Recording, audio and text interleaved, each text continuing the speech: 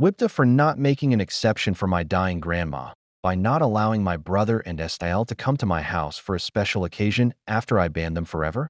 I have not had any sort of relationship with my former brother Dan and his wife Karen for over 6 years. I've seen them one time at a funeral, and we stayed away from each other. Dan is the former golden child, and his wife is a piece of shit just like he is. No one likes her. Our parents used to kiss her ass because of Dan and their grandchild. Now to the point of my post.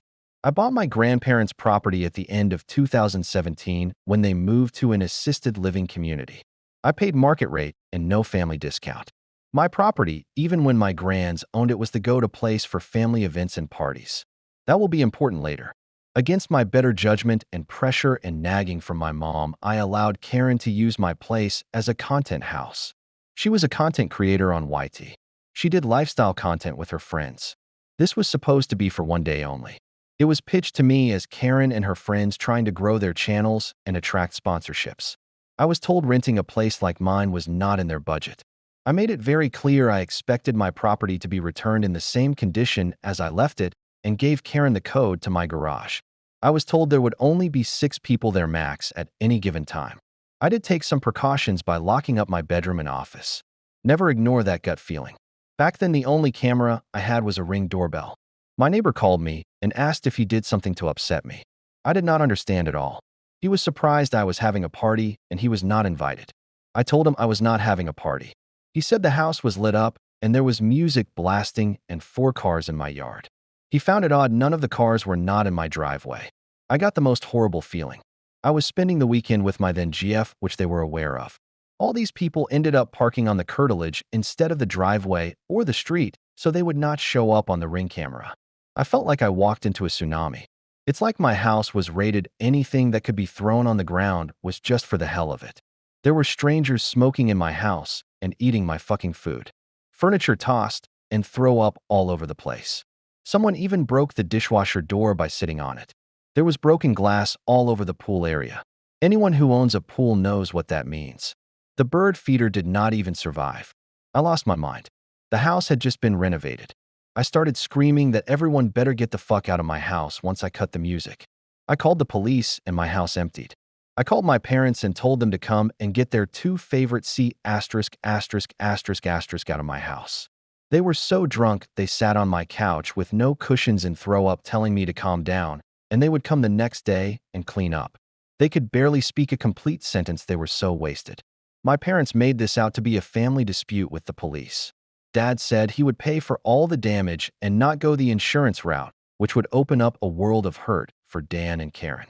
As a side note, I found out later on if my insurance company found out my house was being used for commercial purposes, even with no exchange of money, I would not have been covered.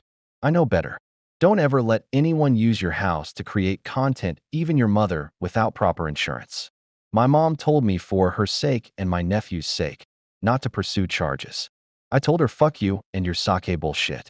I screamed at my parents about what a fuck up they raised. Yes, I cussed them out.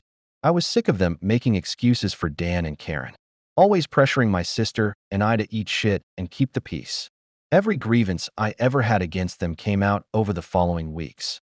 I went and told the entire family what Dan and Karen did to my property, and they are still pariahs even after 6 years. The family on both sides told my parents until they are allowed at my house, they don't want Karen and Dan at theirs.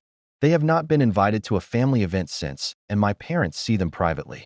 My parents deservedly caught so much hell and were blamed that Dan turned out the way he did. My dad's side of the family were especially appalled the way the house was damaged. Even though I technically own it, they still look at it as my grandparents. My parents paid for everything that was damaged, and I added some high-ticket items and a complete landscape renovation that I previously delayed to compensate for my pain and suffering. Dad told me anything that was paid would come out of Dawn's future inheritance. Don't think for 1 second I did not take advantage of that. My sister got compensated for their parenting failures.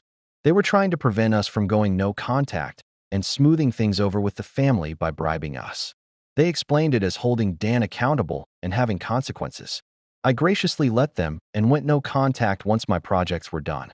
After my gramps died, we started talking again. I have such strong boundaries. I told them if they defended Dan or try and force a reconciliation in any way, shape, or form, it was back to no contact. They don't even mention his name. We have not talked about him in years. Now to the present. My Nana is very sick, and if the doctors are right, she won't be with us for much longer. This estrangement in our family has been very hard on her. She has respected my wishes for no contact. She cut off Dan for a couple of years. She was so upset about me and the damage to the house. She asked me to come and visit her.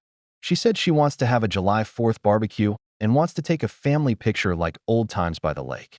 She wants to include Dan and his son. She asked me to think about it.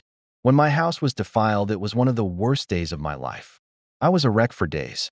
I would call my parents and scream at them when I found something else wrong and demand they drop whatever they were doing and come and look at it and have it fixed. I then would remind them of what a worthless, entitled fuck-up they raised. I did it so much I got sick of hearing my own rants. I broke up with my then GF because she said I needed to forgive my brother after I told her to never bring that topic up ever. I took a stress leave from my job so I could concentrate on repairing the house. Even writing about this and what transpired still pisses me off.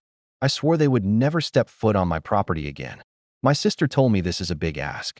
Denying my dying grandma her final wish does not sit well with me. WIBTA for saying no? If you enjoyed this story, please subscribe to my channel. There are many great stories for you on my channel. Thank you for watching.